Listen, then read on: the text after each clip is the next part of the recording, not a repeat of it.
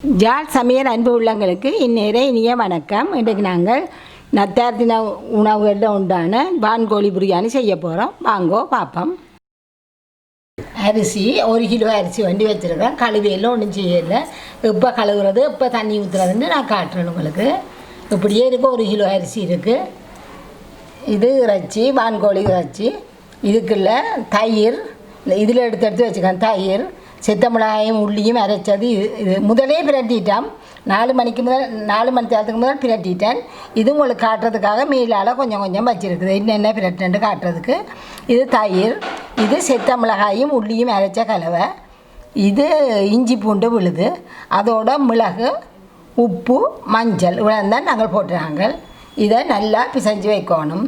இது 4 மணி நேரத்துக்கு முதல் நல்லா பிசைஞ்சு ஐஸ் பட்டியில் கீழே வச்சுறாங்க. இனி இதையும் நல்லா பிரட்டுங்க. தயிர் 1 கப் விட்டனால் தயிரும் விடுங்க. உள்ளத்தையும் போட்டு நல்ல. இது முழுக்க நான் மகனும் அவையிட கூட்டாளிமையாக இருக்குமாக சமைக்கிற சாப்பாடு.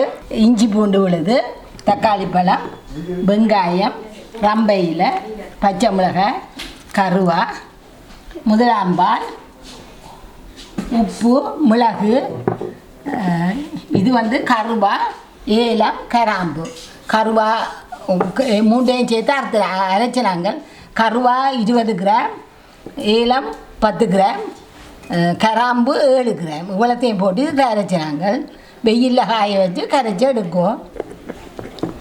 தேங்காய் எண்ணெய் இவ்வளோந்தான் வாங்கோ செய்வோம். இப்போ அடுப்பில் எண்ணெயை வச்சுட்டோம் வெங்காயம் பொரிக்கிறதுக்கு.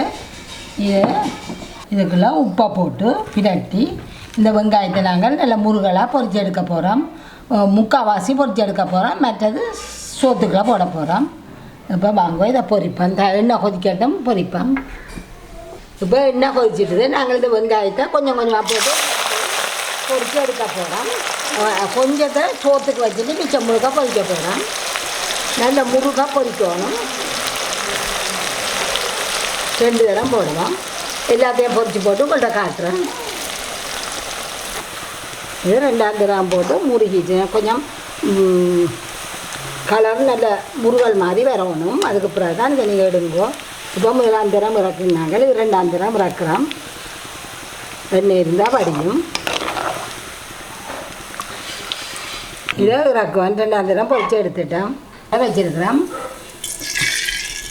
இதுக்குள்ள இப்போ நாங்கள் இந்த பொரிச்ச எண்ணெயில் ப்ரெஷர் குக்கர் நல்லா அந்த குக்கர் காஞ்சோன்னு நல்லா தண்ணி வற்ற விடுவோம். இந்த பொரிச்ச எண்ணெயிலேயே 2 கரண்டி எடுத்து அப்போ எடுத்து இல்லை விடுவோம். நல்லா கொதிக்கட்டும். இதை நாங்கள் அப்போதான் பொரிக்க எடுத்ததில் மிச்ச வெங்காயம் இதை நாங்கள் இப்போ கறிக்கில் போட போகிறோம்.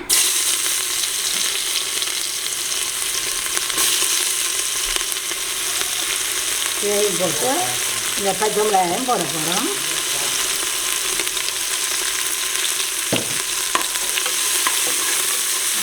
அவங்களுக்கு பொரியல் வைக்கக்கூடியதை நாங்கள் இதுக்குள்ள இந்த கருவாயையும் போட போகிறோம். இது இந்த ரம்பையில் அதையும் இதில் போட்டுட்டு இந்த கருவாயையும் ரம்பையும் நாங்கள் சமையல் முடிய மேலால் எடுத்து விடணும். இது இப்போ பொங்கி வந்துருக்கு. நாங்கள் இங்கே இதால் போவோம். இந்த பொரிச்ச வெங்காயத்தை இந்த இறைச்சிக்கிட்ட போட போகிறோம். இது 4 மணி நேரத்துக்கு முதல் நாங்கள் எல்லாம் போட்டு ஊற வச்ச இறைச்சி. இதுக்குள்ள இந்த வெங்காயத்தையும் போட்டு நல்லா பிசைய போகிறோம்.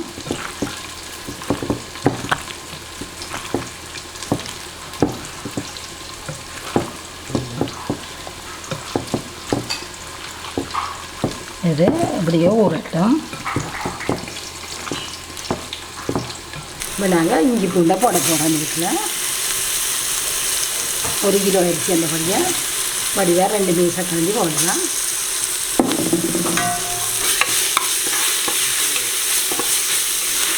இது நல்லா வதக்கப்பட்டு ஒரு மணம் பெறும். அதுக்கு பிறகு தான் நீங்கள் தக்காளி போடணும். இப்போ நல்ல வாசம் பெறுது. அதை நாங்கள் தக்காளியை போடுவோம். தக்காளி நல்லா வதங்க மட்டும் ஒருக்கா வதக்குவோம்.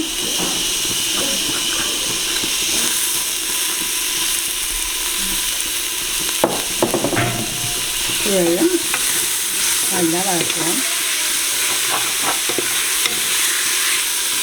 தக்காளி நல்லா மையா வதங்கட்டும். இதுக்குள்ள நாங்கள் கொஞ்சம் உப்பு போடுவோம். அந்த இறைச்சிக்குள்ளேயும் உப்பு போட்டு நாங்கள் இப்போ சோத்து கலவான உப்பை இதுக்குள்ள நாங்கள் போடுவோம். 1 கிலோ சோத்து கலவான உப்பை இதுக்குள்ளேயும் போட்டு விடுவோம்.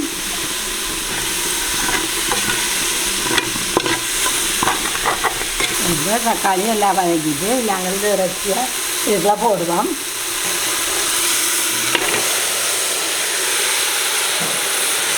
நல்லா போட்டு இதுக்குள்ள நாங்கள் செத்த மிளகாய் உள்ளி செத்த மிளகாயை பச்சை தண்ணிக்குள்ளே ஊற போட்டு நாங்கள் ஊற போட்டு அதையும் உள்ளியையும் அரைச்சி நாங்கள் இஞ்சி பூண்டு மிளகு மஞ்சள் தூள் இவ்வளோ இதுக்குள்ள போட்டு தயிர் இவ்வளோத்தோடய நல்லா தயிர் வந்து எடுத்துனாங்க.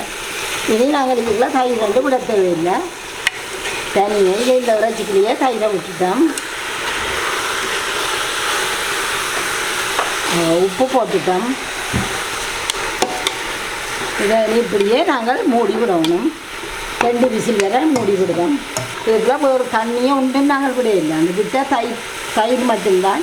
இனிதான் 3 விட 2 விசில் வரை அப்படியே விடுவோம். இப்படியே 2 விசில் வரை விட்டு மூடி விடுவோம். இதுதான் நாங்கள் இந்த அரிசியை கொண்டு போய் கழுவி போட்டு கொண்டு போகிறோம். கழுவி போட்டு இப்போ நாங்கள் இறைச்சி அங்கே அவிய விட்டுட்டோம். அதை அவிய விட்டுட்டு தான் இப்போ நாங்கள் இந்த அரிசியை கொண்டு போகிறோம். கழுவி போட்டு கொண்டாடுறோம். இந்த அரிசியை நாங்கள் இதாண்டி ஊற வச்சுட்டு கொண்டு வந்துட்டோம்.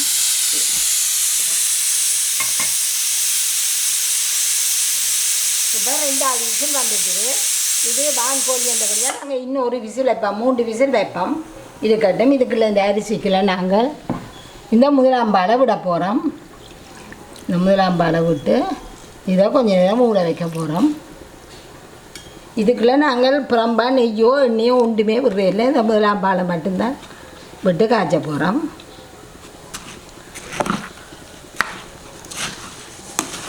இதை இப்படியே கொஞ்சம் நேரம் ஊற விடுவோம். ஒருக்கா வந்து இடையில் தூக்கி விடுவோம். இது 15 நிமிஷம் ஊறினா காணும். அதுக்கு இடையில் இருக்கா இடையில் கீழே இருக்க அரிசியை மேலே திருப்பி விடுங்கோ. இது 3வது விசில் வந்துட்டுது. நாங்கள் இதை அடுப்பை நிப்பாட்டி விடுவோம். ஆவி போக மட்டும் கொஞ்சம் நேரம் இப்படியே மூடினபடி இருக்கட்டும். இறக்கி ஆவி போன அப்புறம் தான் நாங்கள் இந்த அரிசியை போட்டு ஒரு கிளறி மூட போகிறோம். இப்போ நாங்கள் அரிசியை அவிய விட்டுட்டு இதுக்குள்ள பாலை விட்டு நாங்கள் அதில் 3 விசில் வந்த பிறகு அதை நிப்பாட்டி அந்த ஆவியெல்லாம் போயிட்டு நீ அதை துறக்க போகிறோம். இதை இடையில் 2 தரம் கிளறி விட்டாங்க. கீழே இருக்கிற பால் மேலே வரத்தக்கனவா கிளறி விட்டு நாங்கள்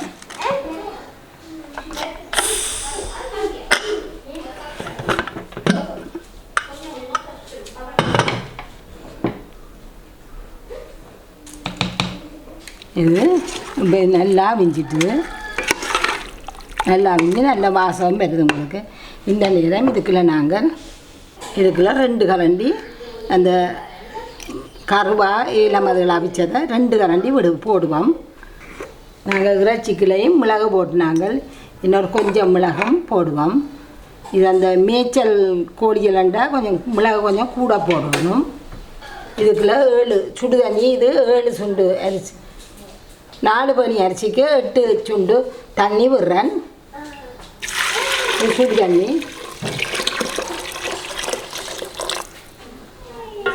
நாங்கள் அடுப்பை எரிப்போம். இப்போ நாங்கள் அடுப்பை எரிச்சிட்டோம். இதுதான் இந்த சுண்டால் நாங்கள் அரிசி அழைக்கல. எங்களுக்கு 4 பனி அரிசி வந்தது. இதே இதால் 8 பனி அரிசி தண்ணி நான் இதுக்குள்ளே ஊற்றி இருக்கிறேன். கொதிக்க வச்சு ஊற்றினான். இப்போ நாங்கள் இதுக்குள்ள அரிசியை போட போகிறோம்.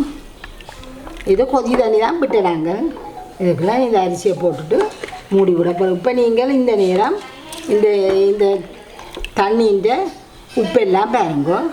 இப்போ நாங்கள் கணக்கு தெரியாட்டியும் இந்த அகப்பையை வச்சு பார்த்திங்கன்னா செடியாக இதை குத்தி இந்த அரிசிக்கு மேலே இவ்வளோத்துக்கு தண்ணி நின்றுச்செல்லாம் உங்களுக்கு காணும். புளியாமல் கொள்ளாமல் வரும். இப்போ நீங்கள் உப்பு எல்லாம் பார்த்துட்டீங்க. நல்ல மணமாயும் இருக்குது. இனி இதை மூடி விடுவோம். மூடி 1 விசில் வர அடுப்பை நிப்பாட்டணும். நிப்பாட்டி அப்படியே திறக்காமல் விடுங்க. ஒரு விசில் காணும். இதுக்கு ஒரு விசில் வந்துட்டு நாங்கள் இப்படியே அடுப்பை ஆஃப் பண்ணி விடுங்க. அடுப்பை நிப்பாட்டுங்க. இது தண்ணீரம் விடக்கூடாது. ஒரு 5 நிமிஷத்துக்கு மேலே விடாதேங்கோ. கேஸை இதை திறந்து ஆவியை வெளியில் விட்டுருங்கோ. விட்டுட்டு திறவுங்கோ. இப்போ நாங்கள் சரியாக 5 நிமிஷம் ஆச்சு. இதை திறந்து இதை போக விடுவோம். 5 நிமிஷத்துக்கு மேலே விடாதீங்கோ. சோறு குழஞ்சுவோம். 5 நிமிஷத்தால் சரியாக ஆவியை போக விடுங்க. இப்போ பாருங்க, திறந்து எல்லாம் போயிட்டு உடனே திறக்காதீங்கோ. இதுக்கு பிறகு ஒரு 2 நிமிஷம் விடுங்க. இந்த ஆவி போனால் பிறகு அதில் முகத்தில் அடிக்க பார்க்கும் உங்களுக்கு. ஆவி இது திறந்துட்டோம். இதுக்குள்ளே இருக்கிற உள்ளே இருக்கிற ஆவி முழுக்க வெளியில் வந்துட்டு அதுக்கு பிறகு அவசரப்பட்டு இதை திறக்காதீங்க. ஒரு 2 நிமிஷம் விடுங்கோ. இந்த இது போய் நாங்கள் 2 நிமிஷம் விட்டேன். நாங்கள் 5 நிமிஷம் விட்டு நாங்கள் இனி நாங்கள் இதை திறக்க போகிறோம்.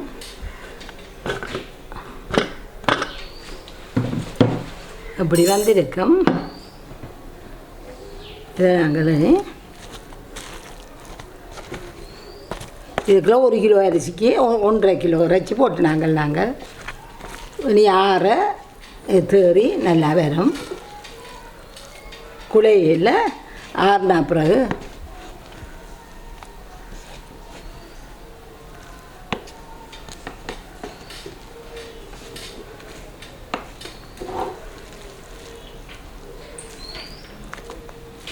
கோப்பைகள் எடுத்து காட்டுறோமா. கொஞ்சம் சோறு ஆற தேறி வரும். இதே மாதிரி நீங்களும் செய்து வேறுங்கோ. இப்படியே வரும். அரிசி குழையாது, ஒன்றும் செய்யாது. கணக்காக தண்ணியை விட்டு கணக்காச்சு இன்னும் கொஞ்சம் ஆற இன்னும் நல்ல ஒட்டி வச்சியாக வரும் உங்களுக்கு இந்த சோறு.